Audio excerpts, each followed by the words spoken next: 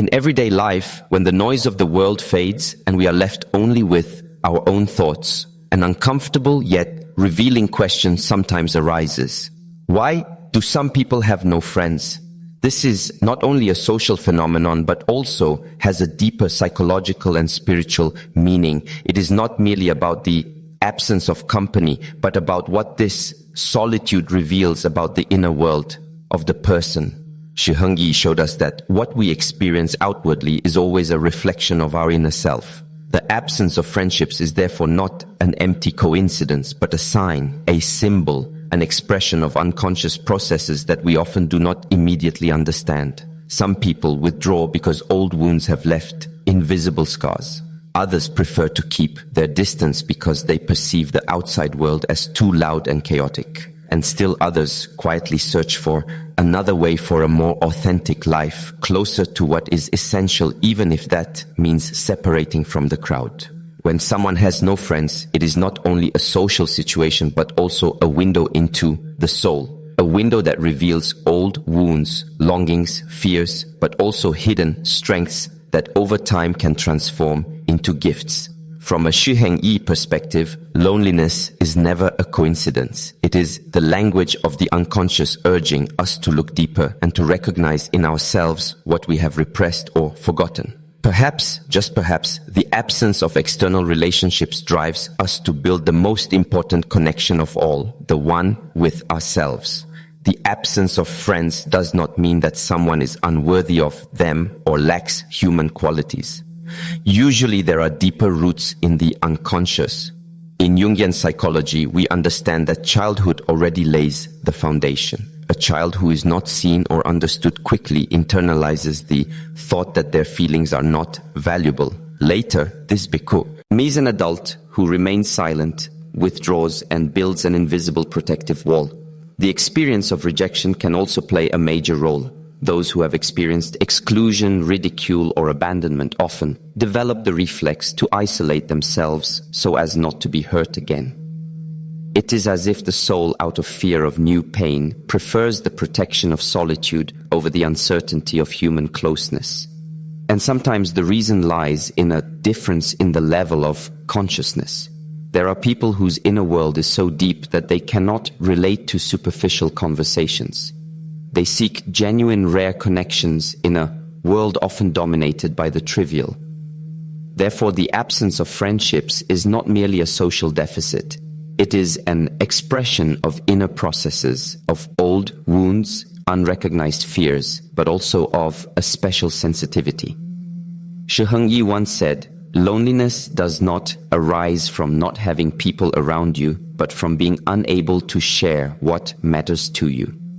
So when we see someone living without friends, we should look beyond the surface. Behind this apparent emptiness often lies a rich inner life. A mirror of invisible struggles fought in silence.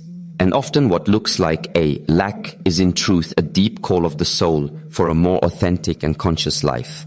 The absence of friendships is not only a social fact, but a symbol deeply rooted in our psyche. Loneliness is more than a random state. It is an archetypal image that accompanies a person on the journey towards self-knowledge. In many spiritual and mythological traditions, we encounter the figure of the hermit who withdraws from the world to dive into the depths of his own soul. This archetype appears in stories, legends, and even in the tarot, where the old man with the lamp symbolizes the search for the inner light. It is no coincidence that many people without friendships experience similar things, even if they are not consciously aware of it. Something leads them onto the path of introspection that their soul demands. Loneliness, when lived involuntarily, can feel like a heavy burden, like an empty space full of unanswered questions. Yet, when its symbolic dimension is recognized, it reveals itself as a necessary stage in the process of individuation. Whoever remains without the constant distraction of external noise comes face to face with their own shadow, their fears, wounds, but also their unused potential. The collective unconscious speaks in symbols, and loneliness is one of them. It is a call for retreat, for silence, for an encounter with what cannot be heard in the clamor of society. Just as the mythological hero must pass through a desert, a cave, or the dark night before reaching his goal, so too does the modern human experience loneliness as a kind of initiation. Something that at first glance seems like social failure. Having no friends can on a deeper level be a rite of passage. The psyche creates conditions in which the person is forced to look inward, even if they neither understand nor accept it at first. It is as if the soul says, now is the moment to listen to yourself before you can truly meet others. When someone in my practice said, "Doctor, I have no friends, I feel alone," I did not see only the absence, but the seed of a possible transformation. I saw the chance that this person, in the midst of their apparent withdrawal, might discover parts of themselves they would never have known in constant company. Properly understood, loneliness opens the door to authenticity and inner freedom. What looks like weakness to society can be a step toward inner strength for the soul. When a person manages to integrate their shadow and make peace with themselves, future relationships will no longer be superficial, but real connections born from their true inner strength. At first, it often feels painful. In a society that measures a person's worth by the number of their contacts, the absence of friends looks like a personal failure. But from a deeper psychological perspective, it is not a mistake but a calling. The soul expresses its inner necessity for transformation in this way. It does not speak in words but in symbols, circumstances and coincidences that force the conscious self to pause. Just as dreams send encrypted messages to restore our balance, so too is external life a mirror of what we need to understand. The absence of friendships can be such a message, a sign from the psyche that it is time to let the masks fall and encounter yourself. In my clinical observations, I've often seen many who suffered from loneliness were not incapable of maintaining relationships. Their inner being was simply in a larger process. It was as if their unconscious protected them from superficial contacts in order to send them on a deeper quest. This solitude was not punishment, but rather a kind of spiritual incubation period. The absence of friends can show that life demands more authenticity from a person, something he has so far suppressed out of fear or conformity. When he can no longer wear the masks, the forced relationships fall apart and loneliness remains. Yet within it lies the seed of the real. This process belongs to the path of individuation. Whoever has no friends or feels excluded often experiences the phase in which the unconscious demands that he become himself instead of a copy of what others expect. It is an invitation to shed the old skin like a snake and be reborn with an identity that corresponds to one's inner truth. In many myths, we see that heroes must first go into exile. Moses spent time in the desert. Buddha withdrew into solitude before he was enlightened, and even Christ lived 40 days in isolation before he began his mission. These stories show isolation is not a sign of defeat, but the harbinger of a revelation. The soul separates us from the superficial in order to lead us to the essential. The absence of friends can thus be a sign that an inner meaning is waiting to be discovered, a meaning that requires silence, reflection, and the courage to be alone. It is not about renouncing human closeness forever, but about ensuring that the relationships that arise afterwards are genuine, carried by authenticity and not by the desire to belong. For loneliness teaches us a truth that many shy away from. Sometimes we must lose ourselves in the darkness in order to find the light that can only emerge from the deepest layers of the soul. The loneliness that arises from the absence of friends confronts us not only with the silence of the outer world, but also with an inner mirror in which something even more disturbing appears, our shadow side. I have often said that the shadow is those parts of the personality we have repressed, rejected, or denied because they did not fit the image we wanted to show. But everything we reject does not disappear. It retreats into the unconscious and waits there for the moment to reappear. When someone goes through a phase without friends, without social distractions and superficial ties, the psyche creates the conditions for the shadow to become more visible. In the silence, suppressed feelings begin to rise. Sadness, anger, envy, fear, old resentment, and even desires one never dared to accept. The constant noise of social life usually drowns out these voices. But when the outer world falls silent, they speak all the louder. Many fear this moment because it is hard to face one's own shadow. The conscious ego, which likes to identify with what is bright and acceptable, resists, recognizing that vulnerability, aggression, or loneliness are also part of us. Yet here lies one of the great paradoxes of depth psychology. Only when we accept the shadow and enter into dialogue with it does true transformation begin. Having no friends can therefore be a scenario created by fate to prevent avoiding this inevitable meeting. Isolation takes away our escape routes, tears down social masks, and forces us to truly see ourselves. Pain then becomes the teacher. Every repressed feeling that surfaces is actually a part of our psyche that wants to be heard and reconciled. I have often observed in patients that the darkest moment of their lives, the one in which they felt the crushing weight of having no one at their side, was also the threshold of an awakening. Behind every painful emotion lay a symbol. Anger showed the need for justice. Sadness, the call for self-love. Envy pointed to unused potential. And fear marked the field of inner growth. Loneliness strips a person bare and confronts him with his truth. He can no longer blame the environment nor escape into company. He must acknowledge that what torments him also lives within himself. And in this painful recognition, in the courage to face the shadow, integration begins. Like the mythical hero who must descend into the depths and face the dragon before finding the treasure. So the absence of friends leads us into a symbolic descent into the caves of the inner world. This dragon is nothing other than our shadow, fears, guilt, insecurities. What at first seems like punishment is, in reality, the necessary condition for wholeness. For ultimately, the shadow is not an enemy, but unrecognized energy. When we accept it, this energy transforms into creativity, wisdom, and freedom. Thus, loneliness ceases to be a mere nothingness and becomes a crucible in which the old fades away and the new is born. The absence of friends is then not a cruel fate, but a sign that it is time to make peace with oneself. The life that deprives us of external company leads us to the only company we can never lose, our whole self with light and shadow.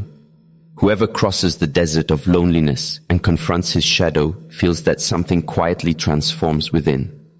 This phase, painful as it may be, acts like an alchemical process. What looks like loss turns out to be initiation. The first transformation happens within. Whoever has endured loneliness without running away from it learns to listen to himself. He becomes an observer of his own thoughts, feelings, and wounds. He discovers that he can endure his own company and that within him lies a source of creativity, intuition, and wisdom previously drowned out by the noise of the world. This path resembles the myth of the phoenix. After burning in the fire of loneliness and the struggle with the shadow, man rises again from his own ashes, not to be the same as before, but to return with deeper awareness and an identity less dependent on external validation. And it is precisely in this rebirth that the possibility arises to build truly authentic relationships. The reason is simple. Previously, many social bonds were formed out of unconscious needs, from inner voids, unrecognized wounds, or fear of loneliness. Friendships serve to fill gaps, avoid the shadow, or escape from oneself. After such a phase of introspection, however, the motivation changes fundamentally. Relationships no longer arise out of fear or lack, but out of inner abundance and freedom. In my clinical work, I have often observed that after a period of isolation, people draw different kinds of relationships into their lives. They no longer seek the crowd that distracts, but the encounter that nourishes. They are no longer satisfied with superficialities, but long for connections that allow growth, that share truth, and that accompany the path toward individuation. In other words, the pain of having no friends prepares the soul to find the right ones. What is fascinating is that this process changes not only the way we deal with others, but also our relationship to the world as a whole.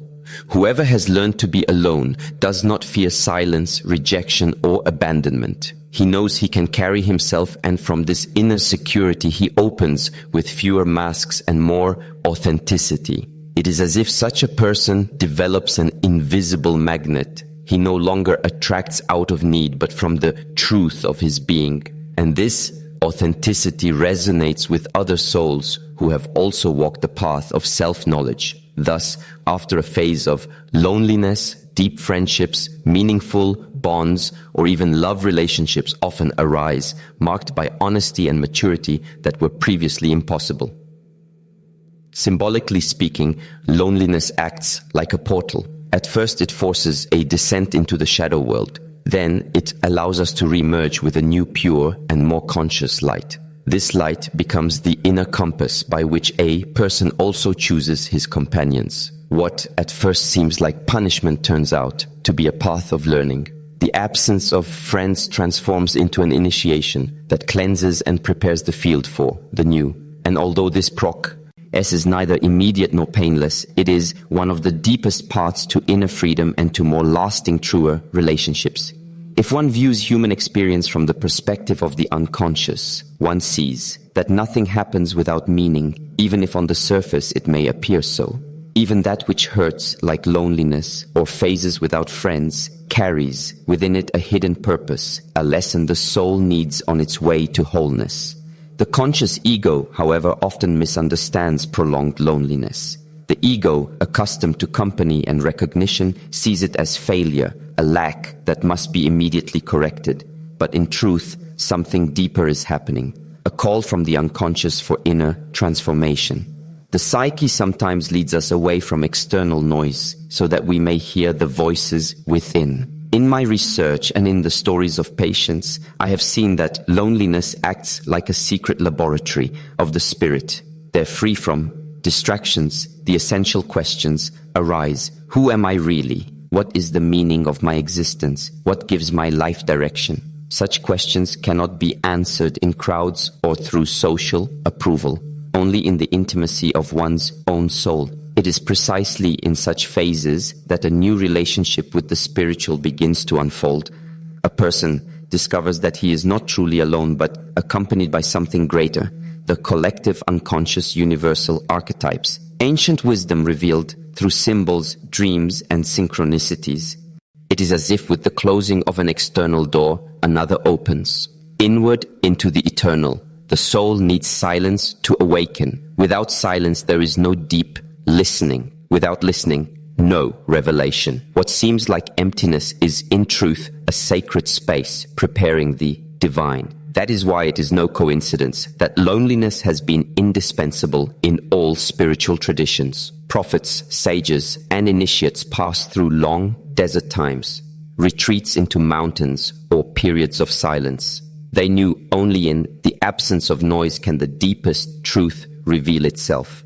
In this sense, the absence of friends can be understood as an initiatory path, as a symbol that the soul is being called to look beyond the surface of life. Whoever has learned to carry himself in loneliness, whoever has discovered inner wealth without external company is no longer dependent on the outside to feel fulfilled. He finds his center in the bond with the eternal with, what we call God, the self, or the wholeness of the psyche. And what is astonishing is this contact with the spiritual does not come as theory or dogma from outside, but reveals itself in living experiences, all in a dream full of archetypal images, in a chance encounter that illuminates the path, or in an inner sense of companionship even in the darkest hour. Man realizes there is something in me that does not die, does not break, that remains unshakable despite losses and absences. In this sense, loneliness is ultimately a spiritual teacher. It takes away the superfluous, confronts us with our fragility, and at the same time connects us with a source of strength that goes beyond the human. The ego may suffer, but the soul recognizes it is preparation for a life that is truer, more conscious, and more deeply rooted in the sacred that dwells in every person. I have learned in my life what man fears most is often exactly what he most needs. Loneliness, as much as consciousness rejects it, is one of those mysteries. Many flee from it into distractions, into superficial attachments, into external noise so as not to hear the inner voice. But those who have no friends or who are taken by fate out of social circles stand at a threshold, the threshold of their own transformation. Loneliness is not a sentence of punishment, it is initiation. The silent ritual the psyche prepares for those who must find the way to their truest self. For only one who dares to remain with himself discovers the depth of his soul. Individuation, the central process of my work, does not happen in the crowd, but in inner gathering. It is a journey toward wholeness in which we learn to reconcile the opposing parts of our psyche, shadow and light, the feminine and the masculine, the conscious and the unconscious. When life takes away external friendships, it gives you the chance to cultivate the most important friendship of all, the friendship with yourself. And no bond is more necessary than this, for from it grows the ability to truly love and live relationships without dependence, without manipulation, and without submission. Whoever has found himself in loneliness will later no longer seek in society for completion through others, but will share from his inner fullness. Loneliness shows us that true freedom does not mean being able to do everything we want, but to truly be what we are without masks, without roles. It frees us from the tyranny of what will, people say, from the fear of rejection, and from the compulsion to constantly please. In this empty space without external companionship, we discover that life can be full of meaning as soon as we stop searching outside for what can only be found within, and the deepest truth, loneliness, opens the door to the eternal. There, where the noise of the world falls silent, the self begins to whisper, that inner core that connects us with the divine. We realize that we were never truly alone. There was always something greater, a meaning that surpasses and guides us even if we do not fully understand it. Therefore, having no friends does not mean being condemned to bitterness, but standing at the threshold of awakening. It means that your life invites you to walk through the dark night in order to discover the light within yourself. This light is your truth, your essence, your destiny.